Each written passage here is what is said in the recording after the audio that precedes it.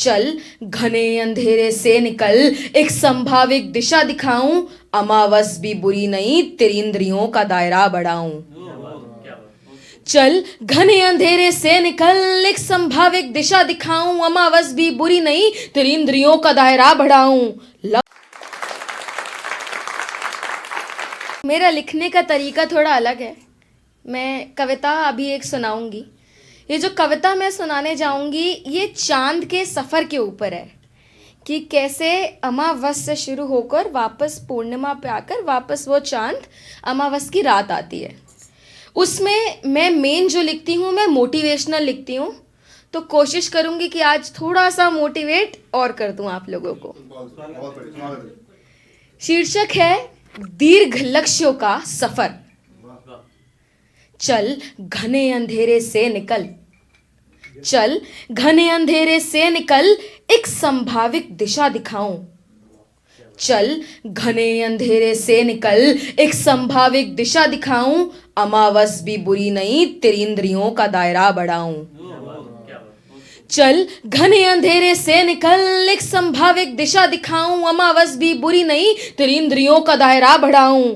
लग आदर्शों के ध्यान में, लग आदर्शों के ध्यान में, एक बिंदु भी ना खोटी हो, यूं छुप छुप के ही तो सबसे दीर्घ लक्ष्यों की शुरुआत होती हो। चल वीरता और गौरव के पथ को रोशन कर, चल वीरता और गौरव के पथ को रोशन कर, ने चौथे रस से लक्ष्यों की लकीर पत्थर कर। चल वीरता और गौरव के पथ को रोशन कर, नवरस के चौथे रस से लक्ष्यों की लकीर पत्थर कर। बंजर माटी को फूलों से नवाजने की शुरुआत हुई है, प्रेरित उत्साहित निश्चित मन से ही तो तकदीरें कामयाब हुई हैं।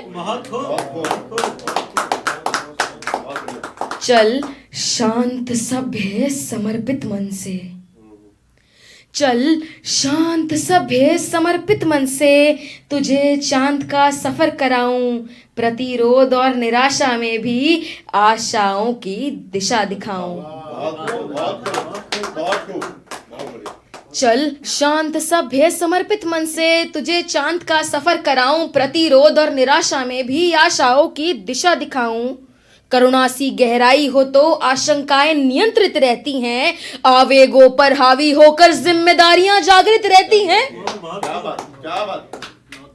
जरा दृष्टिकोण की गहराइयों को, जरा दृष्टिकोण की गहराइयों को समझने की अनुमति तो दे, जरा दृष्टिकोण की गहराइयों को समझने की अनुमति तो दे। पूर्णिमा से पूर्व तू संकल्पों का निरीक्षण तो ले, क्योंकि अब अगला पूर्णिमा आने वाला है। पूरे चांद की रात आएगी, चांद पूरा रौद्र रस में आएगा। कि जरा दृष्टिकोण की गहराइयों को समझने की अनुमति तो दे, पूर्णिमा से पूर्व तू संकल्पों का निरीक्षण तो ले।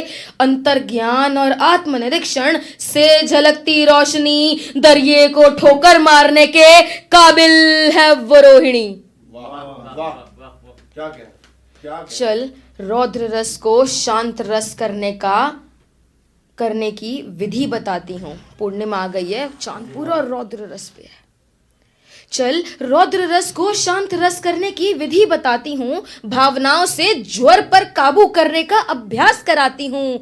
दबाव, तनाव और चिंतन पथ को धूमिल सा कर देती है। अहंकार चरम ना छू ले, इसलिए धैर्य और शांति जरूरी है। शुक्रिया। चल आत्मचिंतन और पुनर्जन्म के प्रतीक का बतलाऊं, यातनाएं तो बेहद सही पर कर्तव्य सर्वोपरि रखना सिखाऊं। इरादे हासिल करने हैं तो पर्वत से डटे रहना, लक्ष्य के घने बादल से नकारात्मकता पर हावी पड़ना। चलो अब जो फिर से ये अर्ध चांद प्रकाशित हुआ है, चलो अब जो फिर से ये अर्ध चांद प्रकाशित हुआ है, इरादों को दर्शाता सपनों को साकार करने का प्रतिबिंब जुड़ा है। विचारशील होकर मैंने सोचा, क्या सोचा? विचारशील होकर फिर मैंने सोचा कि क्या करना था और क्या हासिल किया है, कि क्या करना था और क्या हासिल किया है। अच्छे को बेहतर बनाया, अच्छे को बेहतर बनाया और नामुमकिन को भी मुमकिन किया है। तो होगा तुझ में दाग मगर, तो होगा तुझ में दाग मगर तेरा किरदार साफ है, तो होगा तुझ में दाग मगर तेरा किरदार साफ है। आसमां में उड़ता हुआ तू जमीन से भी ज्यादा पाक है, तू छुप छुप के भी पीछे से रोशन कर जा अपनी राह। कभी घुम हो तो कभी नजर आ, कभी धूमिल हो तो कभी चमकता सा उधर आ। तू आधा हो के भी पूरा है, तू पूरा हो के भी अधूरा है। बहुत बढ़िया, क्या कहने, तू आधा हो के भी पूरा है, तू पूरा हो के भी अधूरा है। पर फिर भी राहें सजी हुई हैं, पर फिर भी राहें सजी हुई हैं। दुनिया कदमों में झुकी हुई है, जेब में आशाएं हैं, जेब में आशाएं हैं, तेरी ही तो चारों दिशाएं हैं। जेब में आशाएं हैं, तेरी ही तो चारों दिशाएं हैं। ईद में भी तू और करवा चौथ में भी वरदान है, ईद में भी तू और करवा चौथ में भी वरदान है। याद रखियो, याद रखियो, तेरी जिद ही तेरा ईमान है। धन्यवाद।